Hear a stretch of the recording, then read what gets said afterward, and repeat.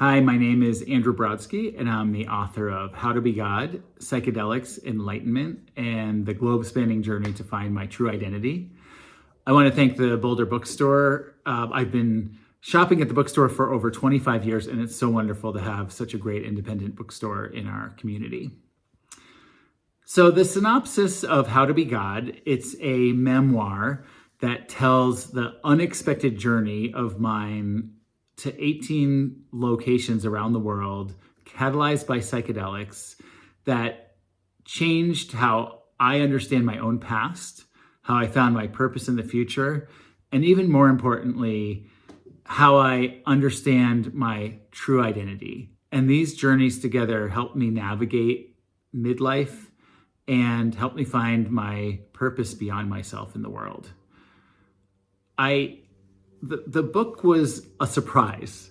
The first inspiration for the book came after the COVID lockdown winter back in 2020, 2021. I had gotten vaccinated and boosted, and I was ready for a weekend away. So I flew out to Santa Cruz, California with nothing but a suitcase, some walking shoes, and a tab of LSD that a friend had given me.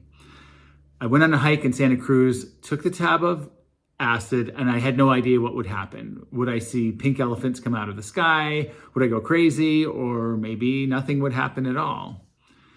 And what happened was so simple, but at the same time so profound that it changed the way that I saw reality. And that journey in Santa Cruz was only the beginning of what I came to see as a PhD program in enlightenment. And along the way, I traveled to places as far away as Buenos Aires, Argentina, to Senegal, to Slovenia. And each journey had its own character, but they kept going in a particular direction. They were telling me something. And the book is really about that revelation and especially what came next. How did I select the places for the journey? I didn't choose them. They chose me. I would do one. It was incredible. I learned, I took the next step in my coursework. I would come home back to life. And then the next one would just call to me. It just seemed to want me there. There was something to learn there. There was no particular science to it. I do love adventure traveling. I've traveled to 41 countries, and this was part of that passion for seeing the world and connecting with people as well. The title, How to Be God. I learned that just realizing my true identity, that is not just myself, not just Andrew, was just the first step of the process. The real question was what to do next. Okay, I'm God, now what? And much of the book is really about this ongoing practice of what we do once we find out who we really are. And spoiler alert, the answer, there is one answer that I found, that the only word that really captures what it means to see who you are and how you relate to the world, and that word is love. Unconditional love for everything exactly as it is. And that's a practice that we need to do every single day. What advice would I have for other folks in midlife? I think that the biggest challenge many of us have is self-criticism and self-doubt. We have what I call check-off syndrome. We have checked off many of the things in life. Maybe it's marriage, maybe it's kids, maybe it's a house and a career, but we feel like it's not enough. And then we criticize ourselves or possibly others because we feel like we should be doing something different or better in a different place. And again, the answer is love of ourselves, of our own journey, and of where we're going. And only once we get out of our brains and into our hearts, we can see our purpose laid out in front of us. What are a couple of books that I've read recently that I've really loved? So some of the spiritually themed books that I really connected to include Loving What Is by Byron Katie, and anything by Alan Watts, especially the book, is a good primer that talk about some similar themes about how we relate to our thoughts and our true identity. I love hard science fiction like Project Hail Mary by Andy Weir, and I'm a total sucker for any rock memoir. So Surrender by Bono and Born to Run by Bruce Springsteen were two recent faves that I thought were great. The only other thing I would add is that I love conversation about this. It's my passion. So if you're moved by the book or just by the topic in general, reach out, find me. You can find me on Substack. I am starting a Substack called How to Be God, and my website is andrewlbrodsky.com.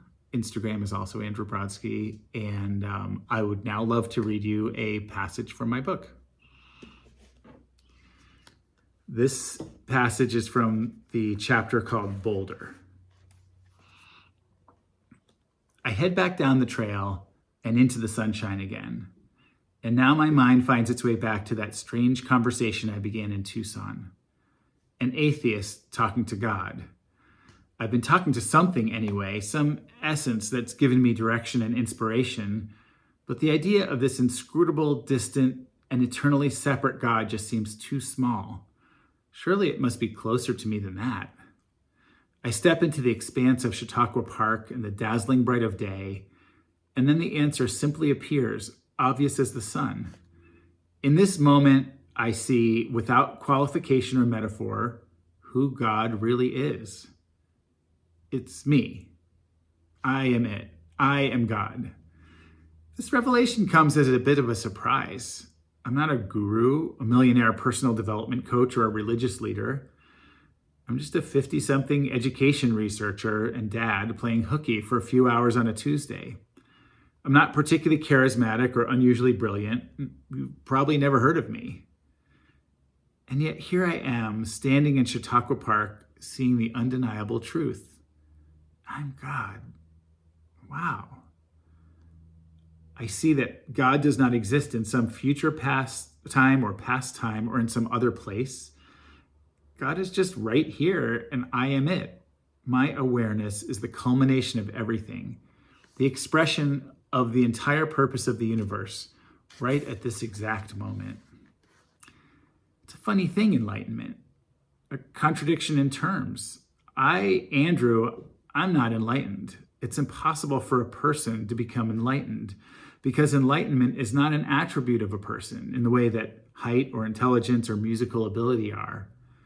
Enlightenment is what a universe does when it sees itself. So all this business about who is more enlightened than who, what guru has attained what level of spirituality, it's all missing the point. Asking a human whether they've achieved enlightenment is like asking a raindrop what it's like to be an ocean. There is no answer. Once you see you're the ocean, there are no raindrops. I'd always thought that to be enlightened means to find some higher astral plane, a place few of us are skilled or lucky enough to visit, accessible only by Om chanting gurus. But the astral plane isn't somewhere else. It's right here. What does the astral plane sound like? Like rain falling on a sidewalk, like a baby crying, like leaves rustling, like a cement truck driving by, like the whir of a fan on my computer. What does it look like? Like rainbows, clouds, peach trees in the summer, like a paper cut, a half gallon of milk turned moldy, the plastic logo on a Home Depot cart, like Chautauqua Park on a Tuesday afternoon. That night, after the mushrooms have faded, I come back home, eager to tell my wife about my big news. She's upstairs folding laundry, and I bound up the stairs to check in. She tells me about her day. Kids were fighting, but then made up. Bike has a flat tire. Mom's doing fine. Coaching call went well. So, how are you? She finally asked me. I pick up a sheet and start folding it. So, I realized today that I'm actually God. That's great, she says, in the same tone she might use if I told her I'd won a new cost modeling project. Good job. She seems insufficiently impressed, so I try to explain that, yes, it's me that's God, but not what you think of as me. Not Andrew exactly, but still me. It's hopelessly confusing. The English language is not set up well to handle spiritual reality. She takes my hand, looks me in the eye, and says, "I love you, babe," then tosses me another sheet to fold. What I don't realize is that it's this moment and not today's revelation that foretells the next and most important phase of my journey. Because now that I've answered one question, what is God? A more important one lies ahead: how to be God. As I'll learn over the next days and months, the answer is both utterly simple and brutally elusive. I hope you enjoyed the book, and thanks for listening.